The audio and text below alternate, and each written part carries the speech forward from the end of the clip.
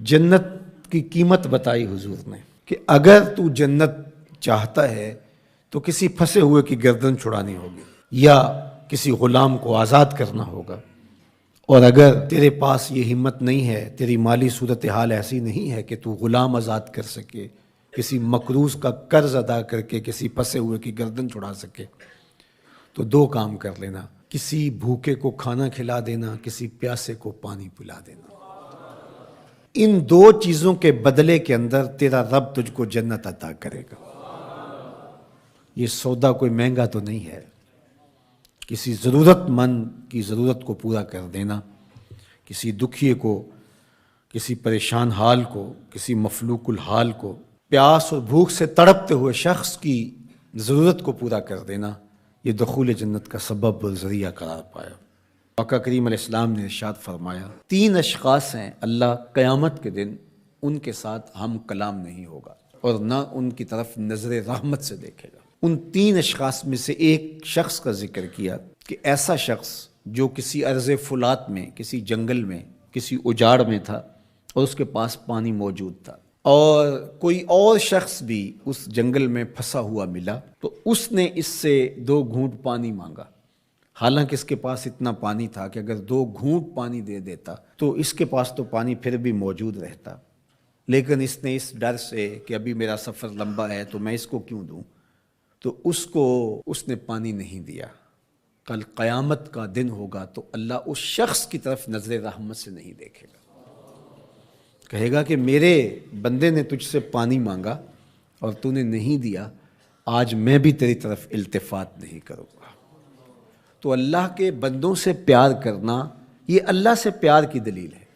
تو اللہ کے بندوں کی مدد، نصرت اور اعانت یہ اللہ کے حضور عقیدتوں کا اظہار اور محبتوں کا ذریعہ ہے۔ وہ لوگ جن کو اللہ نے توفیق دی اور ان کی ضرورت سے زیادہ مال دیا ہے تو وہ معاشرے کے لاچار، مجبور، بھوک، افلاس اور ننگ کے اندر مبتلا لوگوں کی ضرور مدد اور نصرت کیجیے۔ اس وقت دنیا بھوک اور افلاس کی طرف بڑھ رہی ہے۔ آمدہ اطلاعات کے مطابق ہماری ہمسائیگی میں افغانستان کے اندر 20 ملین لوگ، 2 کروڑ لوگ، ان کا بھوک سے مرنے کا اندیشہ ہے۔ اسی طرح روہنگیا کے اندر زندگی جتنی کٹھن ہے اور جس اذیت میں وہ لوگ زندگی کاٹ رہے ہیں، اسی طرح یمن کے اندر جو کچھ ہو رہا ہے اور شام کے اندر ہم اپنی آنکھوں سے مناظر دیکھیں، 50 لاکھ کے قریب لوگ سخت سردی کے اندر اذیت میں پڑے ہوئے ہیں۔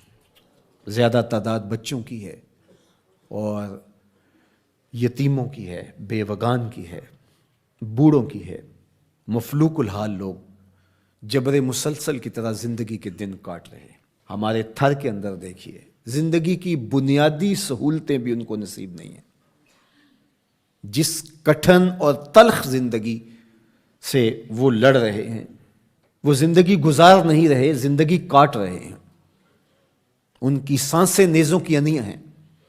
اذیت، تکلیف، بھوک، ننگ، افلاس، فاقے، بے چینی، اضطراب، دکھ، محرومیاں، ذرا ان سب بے بس، مجبور اور لاچار لوگوں کا ایک تصور کیجئے، اور ہم اپنے گھروں کے اندر جو آسودہ زندگی بسر کر رہے ہیں، تو کیا ہمارے اوپر لازم نہیں ہے کہ اللہ کا شکر بھی ادا کریں اور ان لوگوں کی مدد کے لیے مقدور بر اپنا کردار بھی ادا کریں؟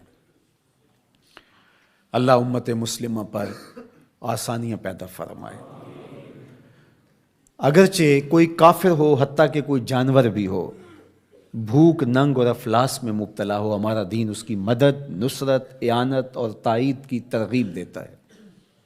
ہمارے مذہب کا ہمارے لیے حکم ہے کہ ضرورت مندوں کی ضرورت کو پورا کرو، اس کا مذہب پوچھے بغیر، اس کا مسلک معلوم کیے بغیر، اس کی ذات پوچھے بغیر، اس کی شہریت پوچھے بغیر۔